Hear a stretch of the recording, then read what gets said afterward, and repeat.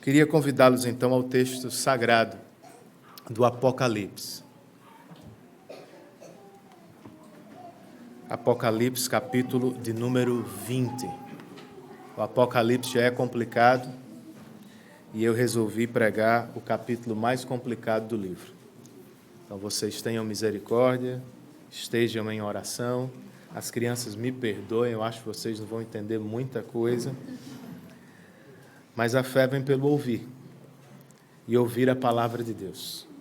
Amém, queridos? Então, Apocalipse, capítulo de número 20. Eu quero estudar com vocês nesta manhã esse texto, a esperança de que o Espírito fale conosco na Escritura.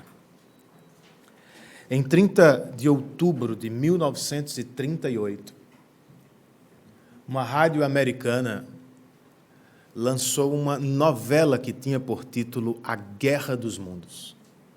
O primeiro episódio foi, ao mesmo tempo, um sucesso e um fracasso. Por quê?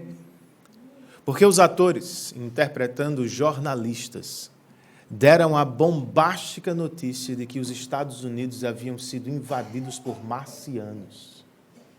Pasmem vocês, 1/5 dos ouvintes, não percebendo que se tratava de uma ficção, recebeu a informação por fato. E logo um problema estava instaurado na nação. As rodovias ficaram congestionadas,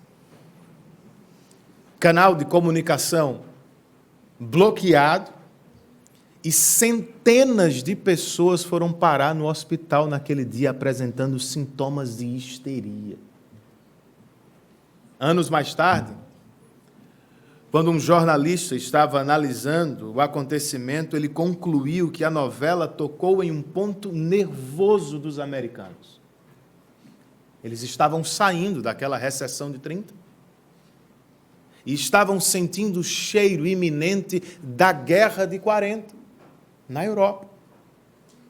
Estavam sobressaltados, nervosos, ansiosos. Então faz muito sentido.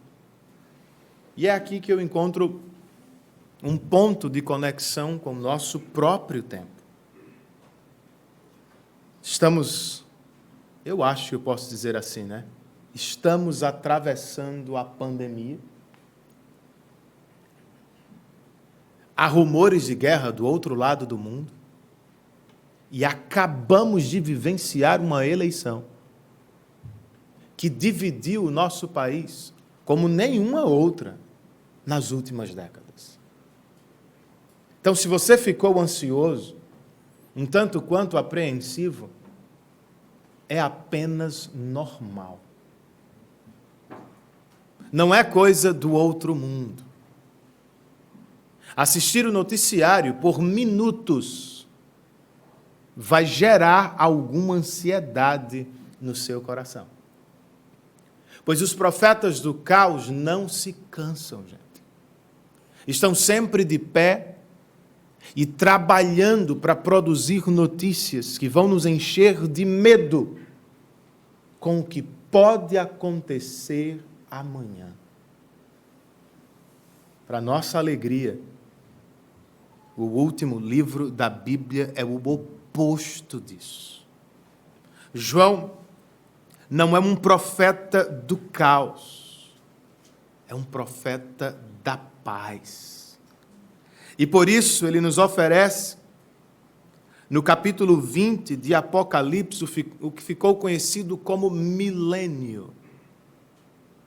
Ao levantar as cortinas da história, o apóstolo nos mostra quem reina de verdade, em qualquer época, em qualquer lugar e em qualquer circunstância. E, consequentemente, como os crentes devem enfrentar a realidade, seja ela qual for. Em paz, porque Deus reina, e cheios de esperança, porque Cristo em breve vem. Eu quero ler, queridos, para começar, apenas o verso 6, e depois eu peço que vocês tenham aí a Bíblia aberta, porque vamos passar por todo o texto do capítulo 20. Minha versão é provavelmente diferente da sua, mas você vai se esforçando aí para acompanhar a leitura do texto. Verso de número 6, Apocalipse, capítulo 20. O texto diz: felizes e santos os que participam da primeira ressurreição. A segunda morte não tem poder sobre eles. Serão sacerdotes de Deus e de Cristo e reinarão com ele durante 1000 anos. Que o Senhor abençoe a sua palavra nesta manhã. A expressão que domina este capítulo é 1000 anos. E como você deve saber, ela é polêmica. E tem dividido os cristãos em pelo menos 3 grandes grupos. Há aqueles que se chamam de pré-milenistas e que acreditam que Jesus vai voltar antes do milênio para instituí-lo literalmente na terra.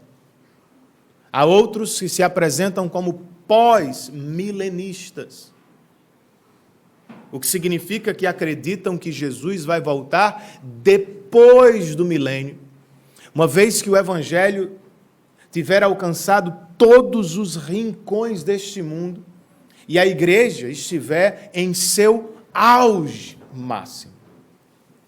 E há ainda aqueles que defendem o que se chama de amilenismo. Eles acreditam que os 1000 anos cobrem a era atual da igreja e que Cristo voltará ao fim dela. Nos nossos dias, a maioria dos reformados ou dos calvinistas é amilenista.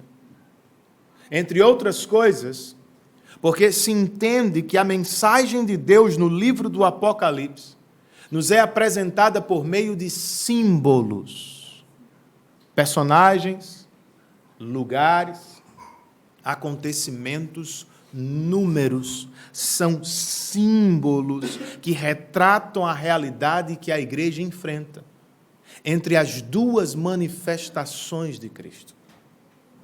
Se é assim que interpretamos o livro, não podemos fazer diferente com o capítulo 20. O milênio não é algo apenas sobre o futuro distante. Ele fala de uma realidade presente. E se é assim, para muito além de ser polêmico, este capítulo é um dos mais abençoadores do livro, porque fala diretamente à igreja que vive no milênio. Como vivemos entre as manifestações do Salvador e na expectativa de seu retorno. O que João reparte conosco aqui nesta visão? Bem, primeiro, queridos, entre os versos 1 e 3, o apóstolo João nos diz que no milênio o diabo está preso. Se você não vai dizer, eu vou. Glória a Deus por isso. Versos 1 e 2, volte aí seus olhos para o texto comigo. Na versão que eu tenho em mãos, o texto diz assim: vi descer dos céus um anjo que trazia na mão a chave do abismo e uma grande corrente. Ele prendeu o dragão, a antiga serpente, que é o diabo, Satanás, e o acorrentou por 1000 anos. João viu um anjo que tinha na mão 2 objetos. Uma chave para fechar o abismo, que segundo o capítulo 3 é a esfera de atuação dos demônios, e uma corrente para prender o dragão. Em Apocalipse, o último inimigo do Cordeiro. Mas este é um inimigo especial, irmãos. E por isso ele ganha aqui, simultaneamente, 4 títulos. Ele é dragão porque persegue a igreja. Ele é serpente porque engana crentes. Ele é diabo porque é adversário. Ele é Satanás porque é o acusador do povo de Deus. Mas que nenhum crente se desespere, que ninguém fique com medo dele. De acordo com o que João viu, o terrível dragão foi preso. E durante todo o tempo que se chama milênio, ele está acorrentado. Não é uma visão particular de João. Esta é a linguagem do Novo Testamento. Em Mateus 12, por exemplo, quando Jesus falava de sua própria obra, ele perguntou: como alguém pode entrar na casa do homem forte e levar dali seus bens sem antes amarrá-lo? Em Lucas 10, conversando com os discípulos sobre a obra deles, Jesus explica: eu vi Satanás caindo do céu como relâmpago. Eu dei a vocês autoridade para pisarem sobre cobras e escorpiões e sobre todo o poder do inimigo. Nada lhes fará dano. Escrevendo aos Colossenses, o apóstolo Paulo disse no capítulo 2, Cristo despojou os poderes e as autoridades e fez deles um espetáculo público, triunfando sobre eles na cruz. E o autor aos Hebreus ainda declara que por sua morte, Cristo derrotou aquele que tem o poder da morte, isto é, o diabo. Então, todas as passagens citadas provam que a obra de Cristo não apenas expulsou o diabo dos céus, é o que se lê no capítulo 12 do Apocalipse. A obra de Cristo restringiu a obra de Satanás, o poder de Satanás na terra. Ele está amarrado. Pastor, em todos os sentidos. Mas e quanto a tantas outras manifestações dele, atuações dele? Trata-se de uma prisão plena e perfeita. Bem, ainda é parcial, gente. E tem um propósito específico. Verso de número 3. João escreve: o anjo lançou-o no abismo, fechou-o e pôs um selo sobre ele, para, o propósito da prisão de Satanás está aí, para assim impedi-lo de enganar as nações até que terminassem os 1000 anos. Depois disso, é necessário que ele seja solto por um pouco de tempo. O anjo prendeu Satanás para impedi-lo de enganar as nações. No futuro ele vai ser solto outra vez por um breve período de tempo. No passado ele teve espaço para enganar as nações. Paulo disse isso em algumas pregações que fez enquanto plantava igrejas durante o primeiro século. Mas no presente ele está acorrentado e impedido de enganar as nações. Para mim, essa é a parte mais importante desta primeira divisão. E vejam, ela não é polêmica. Ela é clara. E aponta a grande oportunidade que temos no presente. Qual é a oportunidade da igreja? Enquanto o diabo está preso e impedido de enganar as nações, cabe-nos fazer discípulos de Cristo em todos os lugares. Esta é a missão da igreja neste tempo. Seja no Rio ou na Paraíba, no Brasil ou na África. Eis a oportunidade que temos, irmãos. O diabo está impedido de enganar as nações, o que significa que todos os eleitos de Deus serão chamados e atenderão.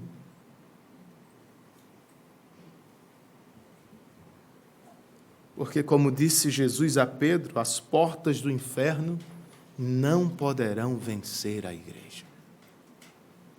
Se é assim, por que não nos ocupamos mais com esta missão? Ou como poderíamos fazê-lo? Bem, como fizemos aqui, nós poderíamos orar mais por missões. Nós poderíamos lembrar mais dos missionários. Nós poderíamos pedir mais pelo avanço do Evangelho no mundo.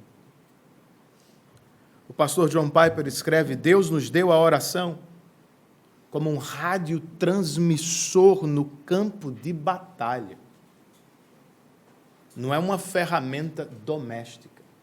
Não é um utensílio de casa. É um radiotransmissor para o campo de batalha. Para que possamos entrar em contato com o quartel, para qualquer coisa que precisemos à medida que o reino de Cristo avança no mundo. A oração, diz ele, nos dá a importância das linhas de frente da batalha. E dá a Deus a glória de ser um provedor ilimitado àqueles que estão na batalha. Aquele que dá o poder é aquele que recebe a glória. Por isso oramos, irmãos, sobre todos os assuntos da nossa vida. E por isso deveríamos orar por missões, para que o Senhor levantasse mais missionários, para que o Senhor lhes desse oportunidades de pregação, para que o Senhor abençoasse seus trabalhos e esforços. Como igreja também poderíamos investir mais em missões. Missionários nascem e são enviados ao campo pela igreja. É aqui que eles são vistos pela primeira vez. Percebidos, treinados, encorajados. Então cabe-nos, não só aos pastores, mas à igreja, prestar atenção ao perceber, encorajar, investir e, ao enviar, segurar as cordas daqueles que foram lançados no campo. Como crentes, se queremos cumprir esta missão no tempo que se chama milênio, nós não podemos abrir mão do discipulado familiar, gente. Para ficar com um único exemplo, o missionário presbiteriano John Paton, não sei se você já leu ou ouviu sobre ele, foi às Ilhas Hébridas do Pacífico e nos primeiros 3 meses de missão perdeu a esposa e a filha. E quando alguém perguntava para ele, por que você não desistiu? Ou como você conseguiu perseverar? A resposta dele não era tanto teológica, não era assim, olha, eu me lembrava de textos bíblicos, eu me lembrava do meu pai. Você pode apagar qualquer coisa da minha mente, só não vai apagar as imagens do meu pai orando todos os dias ao meio-dia pelo campo missionário. De joelhos, no quarto, na capela que ele construiu, entre a casa e o galpão, onde quer que ele estivesse, ele orava, e chorava, e clamava.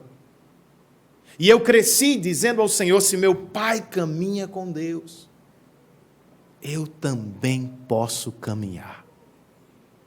É a missão que o Senhor nos concedeu. Por vezes eu vejo os crentes depositando todas as suas expectativas em uma única pessoa, em um único líder, como se ele fosse capaz de mudar uma nação inteira. E pouco nos ocupamos com o discipulado dos nossos filhos. Pouco investimos nele para que no futuro eles sejam influenciadores, onde quer que o Senhor os plante, irmãos. Esta missão que o Senhor nos deu está entre nós.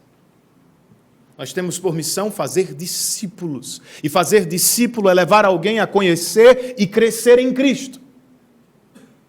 Há sempre no meio do povo de Deus alguém que sabe um pouco mais e alguém que sabe um pouco menos. Em quem você tem investido? A quem você estendeu a mão para ensinar a ler a Bíblia e orar? Para treinar para o ministério na igreja local, na família e no mundo, pois lá também temos missão. O Senhor não apenas conta com missionários profissionais que são lançados ao campo distante, como ouvimos na oração pastoral, Ele conta conosco no campo próximo. Onde quer que o Senhor nos plantou de segunda a sexta, aí temos um campo para pregar o Evangelho. Faça-o, usando as conversas informais, aproveitando os momentos formais de fim de ano. Faça-o com respeito, sem ar de superioridade, sem arrogância. Agora faça-o com convicção e ousadia, entendendo que neste momento o diabo está preso e não pode impedir o avanço do reino de Deus. O Espírito vai chamar todos aqueles que pertencem ao Senhor. Pastor, por que não nos envolvemos tanto? Por que nos esquecemos dessa missão? Há muitas respostas. Mas, por inferência, eu poderia dizer que uma vem desse texto. Talvez nós nos esqueçamos que, embora o diabo esteja preso, trata-se de uma prisão parcial e não total. Ele não pode impedir o avanço do reino de Deus, mas ainda anda rugindo como um leão procurando a quem tragar. Ainda arma ciladas para enganar e fazer tropeçar crentes e igrejas. Por isso o Senhor Jesus disse no Getsêmani: vigiem e orem para não cair em tentação. E por isso Paulo aos Efésios disse: vistam-se de toda a armadura de Deus e estejam firmes para não cair nas ciladas do diabo. Quando não estamos vigilantes, não percebemos as tentações, facilmente cedemos às propostas mundanas, nos esquecemos que o diabo preso, irmãos, como diz William Hendricks em seu comentário, é como um cachorro que está preso a uma corrente. Ele não vai chegar até você se você estiver longe. Mas se você se aproximar, ele ainda pode morder. Então lembre-se de Tiago. Resista ao diabo e ele fugirá de nós. Vamos nos aproximar do Senhor e ele vai se aproximar de nós. Então, no milênio, segundo o que João viu aqui, o diabo está preso. Além disso, João nos encoraja quando nos diz que no milênio os crentes reinam. Versos 4 e 5. Pastor Maurício, o senhor não bebe água não quando está pregando? Se um diácono puder me ajudar.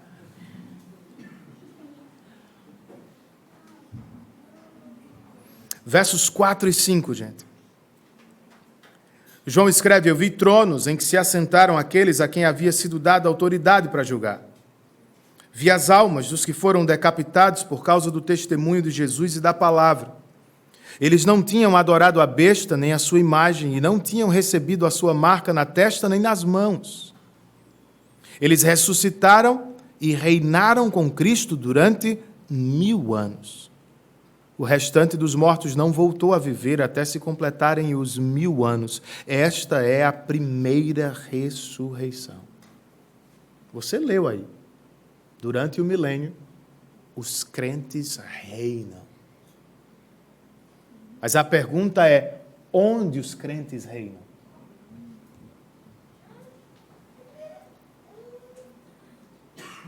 Os crentes reinam onde estão os tronos, segundo João viu.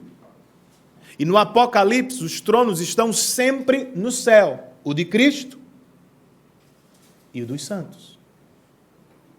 Os crentes reinam, diz o texto, onde Jesus vive. E no Apocalipse, embora ele passeie no meio da igreja, ele o faz por meio de seu Espírito. Ele está à direita de Deus Pai na glória celestial. Eles reinam onde estão as almas dos que foram decapitados. o que nos sugere algum estado intermediário entre morte e ressurreição do corpo. Para fechar, os crentes reinam durante o milênio no céu com Cristo.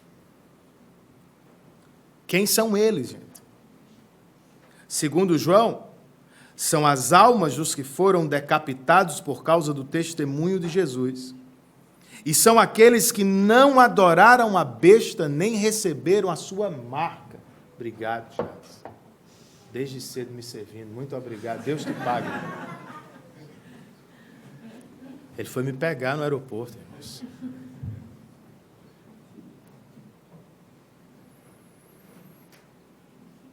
Então, os crentes que reinam com Cristo, irmãos, são estes que sofreram na terra por causa de Cristo. Alguns foram decapitados, perderam a vida por causa de Cristo. Todos os outros, fiéis, se não chegaram à morte física, sofreram algum tipo de perseguição, porque não se renderam à besta.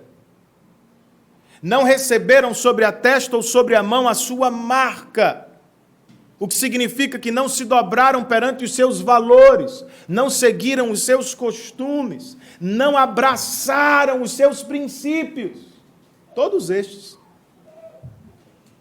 por espada ou por doença, morrem.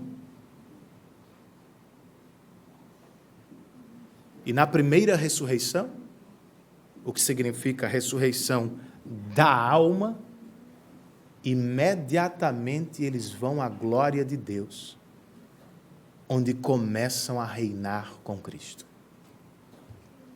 Como? O verso 6 que lemos ao início. Eles são declarados felizes e santos, porque participam da primeira ressurreição. A segunda morte não tem poder sobre eles. Serão sacerdotes de Deus e de Cristo e reinarão com Ele durante 1000 anos. Pelo menos 2 grandes bênçãos aqui.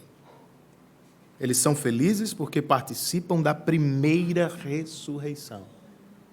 Um estudioso diz, é a trasladação da alma da terra pecaminosa para o céu glorioso de Deus. Esta será seguida na segunda vinda de Cristo pela segunda ressurreição, quando o corpo também será glorificado. Então entenda, na ocasião da reunião de corpo e alma, a glória será maior e eterna, não apenas 1000 anos. Contudo, irmãos, neste exato momento, os crentes que morrem no Senhor já gozam no céu de mais glória do que gozaram na terra. Eles serão felizes, ou eles são felizes, porque a segunda morte não tem mais poder sobre eles. Eles podem ter sofrido a morte física na terra, mas porque já estão no céu com Cristo, eles sabem, não vão sofrer a segunda morte do inferno. Estão livres dela para sempre. Em vez disso, mesmo que tenham sido desprezados no mundo, mesmo que tenham sido empurrados para as margens da sociedade na terra, no céu, agora, os crentes que já estão lá, ministram na própria presença de Deus e reinam ao lado do Rei do Universo. Isso aqui é boa notícia, irmãos. Para quem? Quem são os santos que reinam com Cristo? João os chamou de sofredores fiéis. É como você se enxerga. Os crentes que vão reinar com Cristo não abrem mão de seu testemunho porque querem ou temem perder alguma posição na terra. Os crentes que vão reinar com Cristo não se prostram diante das ofertas mundanas da besta. Eles preferem sofrer. Eles preferem ser desprezados. E se necessário for, eles preferem até a morte. Foi o caso da princesa inglesa Jane Grey. Quando seu primo Eduardo VI morreu em 1553, os protestantes correram e a colocaram rapidamente no trono porque ela era uma crente. 9 dias depois, a princesa Mary subiu ao trono alegando que era a verdadeira herdeira da coroa. E a primeira coisa que aconteceu, o homem que colocou Jane Grey no trono abandonou o protestantismo, dizendo: é melhor ser um cachorro vivo do que um leão morto. A princesa, porém, nunca voltou atrás. Recusou todas as tentativas. Todas as tentativas. E quando seu inquiridor fez a última, ele lhe disse: você é uma tola. Vai morrer pela fidelidade ao Evangelho. Nós nunca mais vamos nos ver. Ela disse: você está certo. Se não se arrepender de seus pecados e crer em Cristo, eu seguirei para o céu de glória. E você vai para o juízo eterno do Senhor. No dia seguinte, ela tombou na terra. Jane, a fiel. E a sua alma foi recebida no céu, irmãos. Eu te pergunto por quê? Porque uma princesa faz algo do tipo. Por que tantos outros crentes são capazes de entregar a vida? Porque preferem morrer a abandonar o Senhor Jesus Cristo? No que é que eles acreditam? Eles não acreditam no purgatório dos católicos, o que claramente não é ensinado na Bíblia. Sabe no que eles acreditam? No paraíso imediato com Cristo. Pois foi o que Cristo disse ao ladrão da cruz. Se lembram disso? Não foi amanhã, não foi talvez, quem sabe um dia. Hoje mesmo estarás comigo no paraíso. No que é que esses crentes acreditam a ponto de perder a vida, irmãos?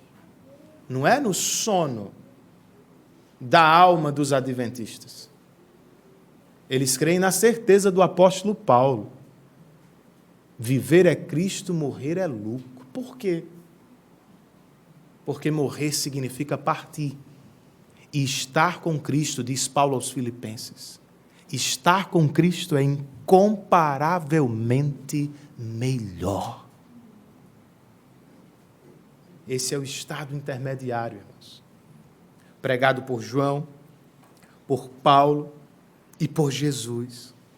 Quando os crentes morrem na terra, eles são recebidos na glória do Pai imediatamente. Então, por que é que vamos nos entristecer demasiadamente com os sofrimentos passageiros da terra? São alguns anos apenas.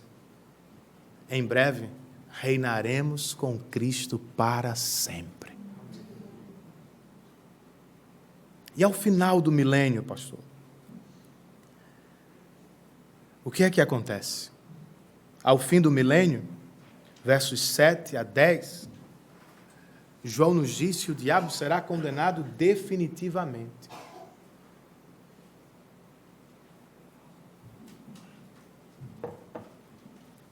Versos 7 e 8. Quando terminarem os 1000 anos, o milênio, Satanás será solto da sua prisão e sairá para enganar as nações que estão nos 4 cantos da terra. Foi o que ouvimos antes. Ele foi preso, mas ao final do milênio será solto outra vez. O que significa que a era da evangelização terá terminado. Quer evangelizar? É agora. em algum momento futuro, que pode estar bem próximo, a porta da evangelização nos será cerrada. Por quê? Continue o texto comigo. Gog e Magog, a fim de reuni-las para a batalha. Vamos ler o 8 outra vez. Depois de solto, Satanás sairá para enganar as nações que estão nos 4 cantos da terra, Gog e Magog, a fim de reuni-las para a batalha.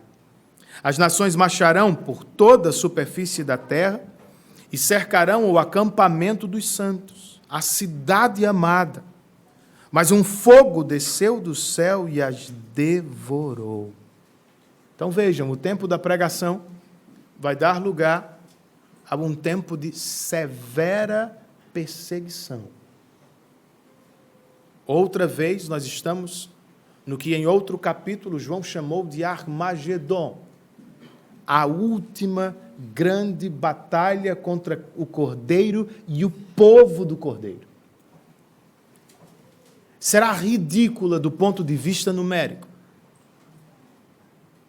A igreja será completamente cercada, porque provavelmente será pequena, e não terá como fazer frente ao exército inimigo.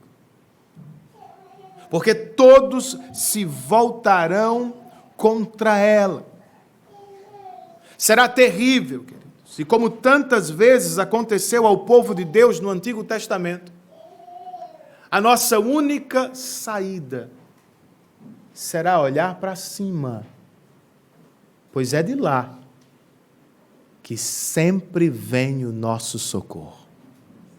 Não será em vão, como fez com Sodoma e Gomorra, como fez aqueles soldados que perseguiam o profeta Elias. O Senhor vai derramar sobre eles fogo e consumi-los.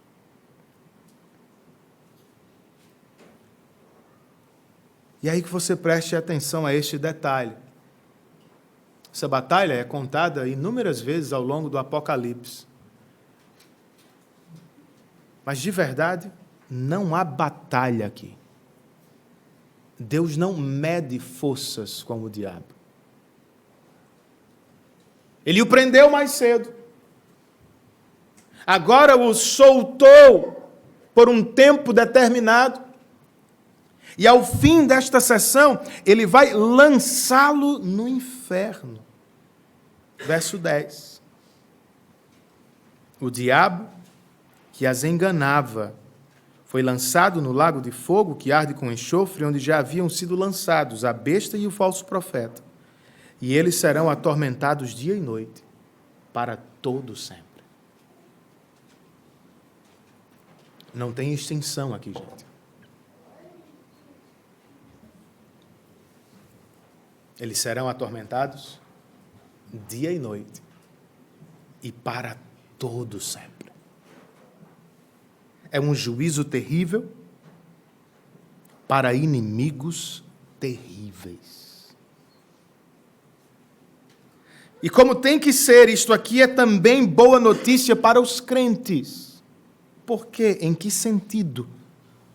No novo céu e na nova terra, sobre os quais discorrem os próximos capítulos do Apocalipse, não haverá mais pecado, não haverá mais sofrimento, nem haverá diabo.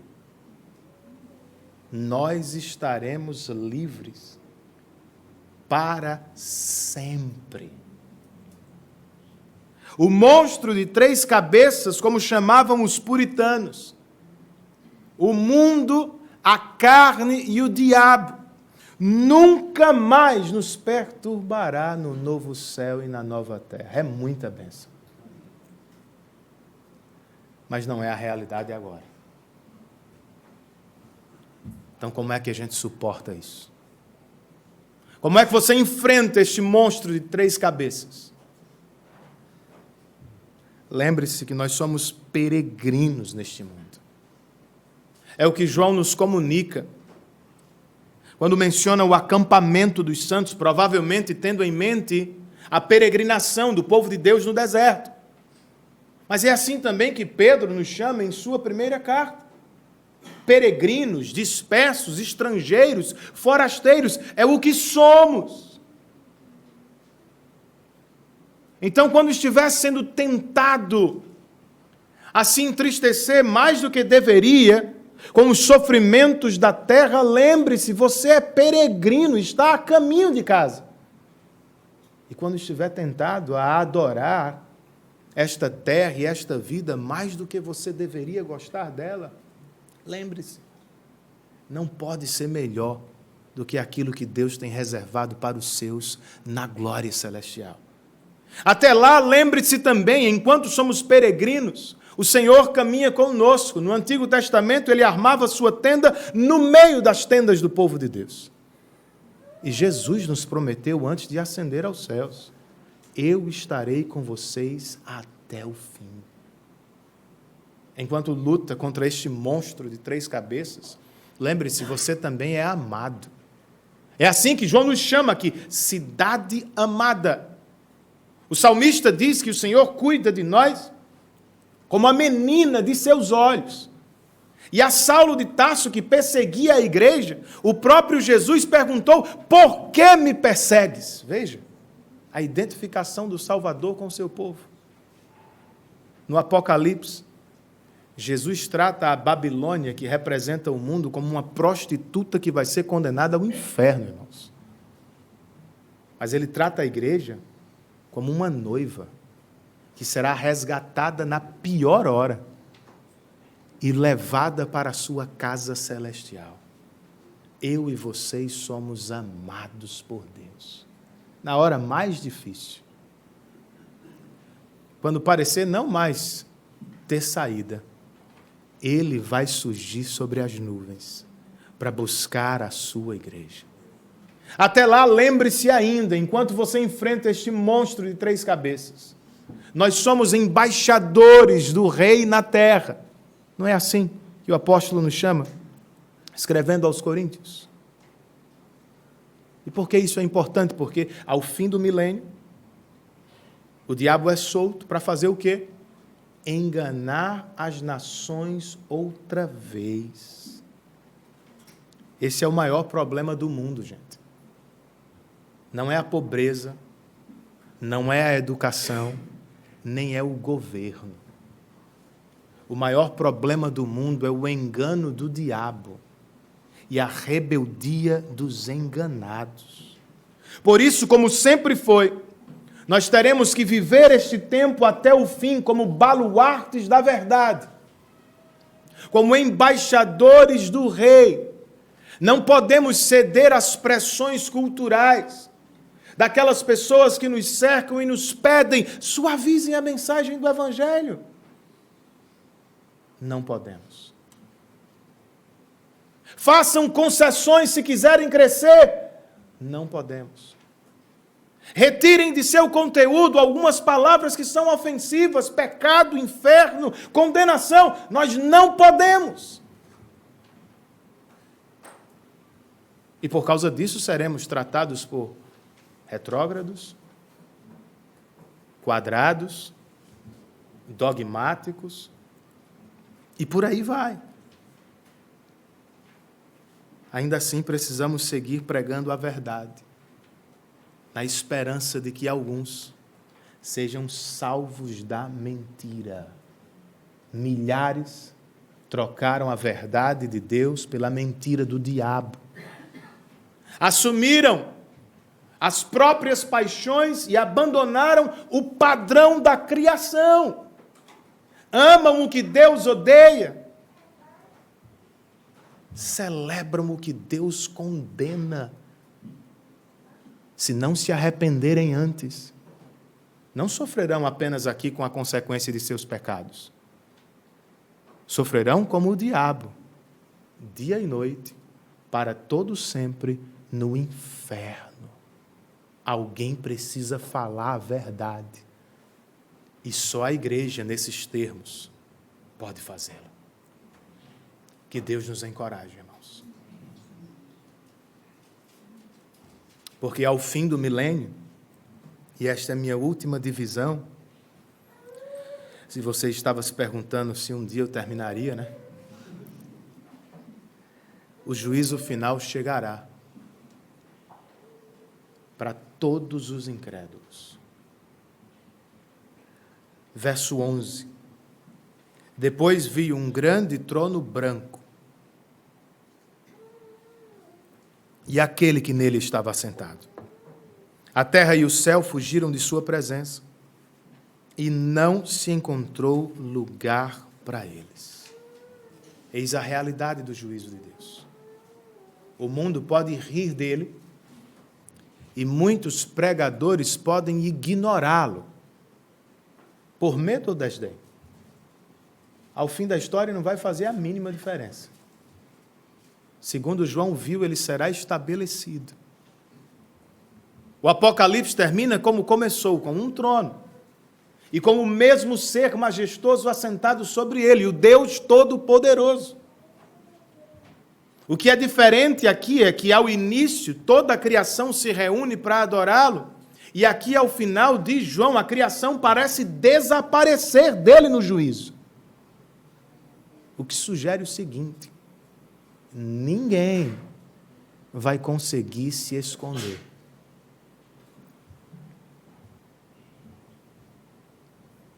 Ninguém, Renan. Versos 12 e 13. Olha como o juízo de Deus não tem preconceitos. Vi também os mortos, grandes e pequenos, em pé diante do trono, e livros foram abertos. Outro livro foi aberto, o livro da vida. Os mortos foram julgados de acordo com o que tinham feito, segundo o que estava registrado nos livros. O mar entregou os mortos que nele havia, e a morte e o Hades, a habitação dos mortos, entregaram os mortos que neles havia, e cada um foi julgado de acordo com o que tinha feito. Este é o escopo e a base para o juízo, irmãos. Qual é o seu alcance? Grandes e pequenos.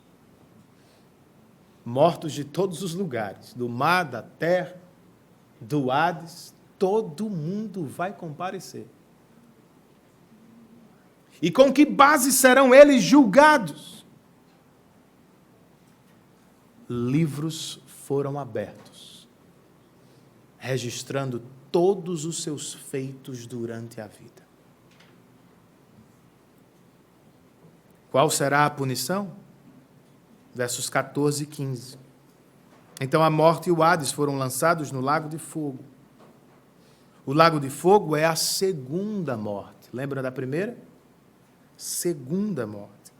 Aqueles cujos nomes não foram encontrados no livro da vida foram lançados no lago de fogo. Esse é o destino de todos os que não tiveram seus nomes encontrados no livro da vida. Como a besta, ou como as bestas, estes serão condenados vivos. E como o diabo, de alguma maneira, eles sofrerão eternamente dia e noite. Essa é a segunda morte. Escreve um teólogo. Assim como há uma segunda e mais gloriosa ressurreição para os crentes, a ressurreição dos corpos, há também uma segunda e mais escura morte, que espera por todos aqueles que morrem sem Cristo. É uma terrível notícia. Mas em meio a ela, há algumas boas notícias ainda para mim e para você. Qual, pastor? Não sei se você viu, mas nós estamos falando aqui do juízo da própria morte. E segundo Paulo aos Coríntios, ela é nosso último inimigo. Todos os inimigos do Cordeiro já caíram no Apocalipse. Agora cai a morte, que é a nossa última inimiga. Ao pecar, nossos pais trouxeram-na. Ela entrou entre nós e Deus. O relacionamento que tínhamos com Ele foi maculado por isso.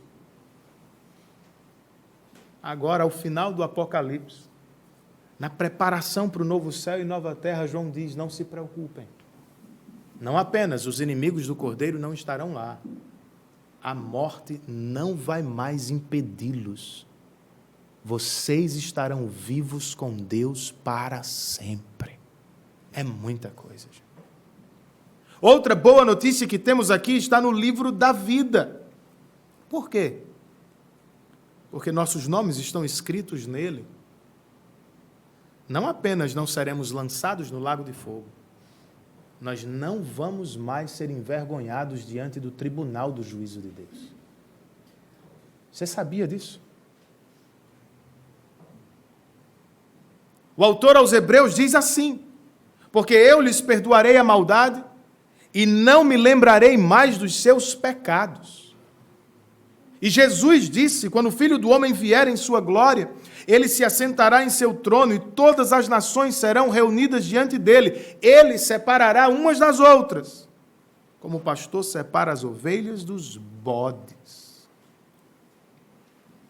Porque os nossos nomes estão no livro da vida. Não vamos ouvir, queridos, malditos, apartem-se de mim para o fogo eterno.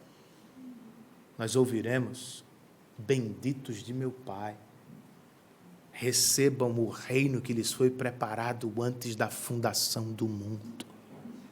O trono, diz o autor aos Hebreus, para os crentes tem que ser chamado de trono da graça e não mais de juízo. Eu e vocês não precisamos ter ansiedade com aquele grande dia. Medo do que poderá acontecer. Já aconteceu. Cristo foi julgado no meu e no seu lugar, irmão. Isso é boa notícia. Pode ser para todos os que ouvirem com fé a voz do Espírito nesta manhã. No capítulo 20, este livro é chamado apenas de o livro da vida. No 17, ele é o livro da vida desde a criação do mundo. E no 13, ele é chamado de o livro da vida do Cordeiro que foi morto. Porque os crentes não precisam mais ter medo do juízo de Deus, por causa deste Cordeiro. Porque incrédulos podem escapar do juízo de Deus enquanto há tempo, por causa deste Cordeiro. Não há apenas o livro dos nossos pecados. Há o livro do Cordeiro que foi morto para nos perdoar de todos os pecados. Nele, disse Paulo aos Efésios, temos a redenção por meio de seu sangue, a saber, o perdão dos pecados. Tudo o que você precisa fazer para escapar desse juízo é calar-se diante de Deus. Sabia disso? O apóstolo Paulo escreveu aos Romanos: sabemos que tudo o que a lei diz, o diz àqueles que estão debaixo dela. Com que propósito? Para que toda boca se cale e o mundo todo esteja sob o juízo de Deus. Quer escapar do juízo? Pare de falar de si mesmo, de suas próprias obras, e entenda que nada do que você tem pode resolver o problema que você criou com Deus. Então, o que é que eu faço, pastor? Fique calado e maravilhe-se com a própria obra de Deus no seu lugar. Na mesma carta aos Romanos, o apóstolo Paulo continua: todos pecaram e destituídos foram da glória de Deus, sendo justificados agora gratuitamente por sua graça,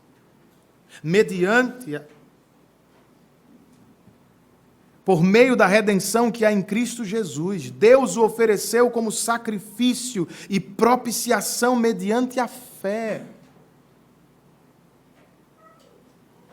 Em vez de confiar em suas obras, o que só vai condená-lo mais, você precisa confiar na obra de Deus, no que Ele fez em Cristo por você. Ele fez propiciação. Cristo não morreu para entrar para a história como um mártir, para dar um bom exemplo. Era uma oferta litúrgica. Ele se entregou como uma oferta no lugar dos pecadores.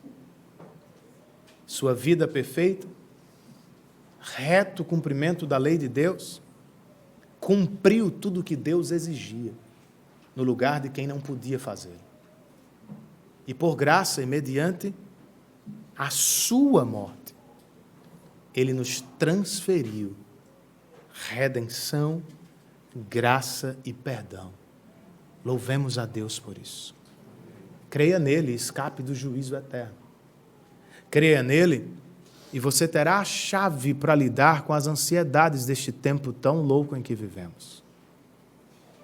Há rumores de guerra, há doenças que nos perseguem, há incertezas, a bendita eleição que nos dividiu como em nenhuma outra época. É claro que as pessoas estão se perguntando o que vai acontecer amanhã. E é claro que, em alguma medida, nós também nos preocupamos. Mas nós sabemos mais, irmãos. Nós sabemos melhor. Se estamos em Cristo, não precisamos sofrer tanto. Se vivemos no milênio, somos tratados por Deus como seu acampamento e sua cidade amada. Se morrermos no milênio, reinaremos com Cristo na expectativa da ressurreição dos corpos. Se o milênio chegar ao fim enquanto estivermos vivos,